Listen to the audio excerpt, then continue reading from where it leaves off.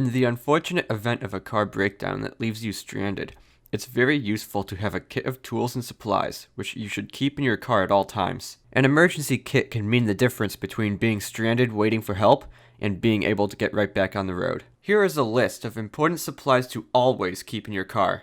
Jumper cables, roadside flares, spare tire and jack, first aid supplies, bottled water, granola or energy bars, small tool kit, a flashlight, car escape tools such as a seatbelt cutter and a window breaker, road maps, blankets and extra clothing, especially for colder climates, a car fire extinguisher, antifreeze, a roll of duct tape, washer fluid, paper towels or rags, 2 quarts of oil, and a no-spill gas can. You can often find these items being sold as kits online or at automotive stores. If you find yourself stuck on the side of the road and can't receive immediate help, a kit containing these items will prove very useful.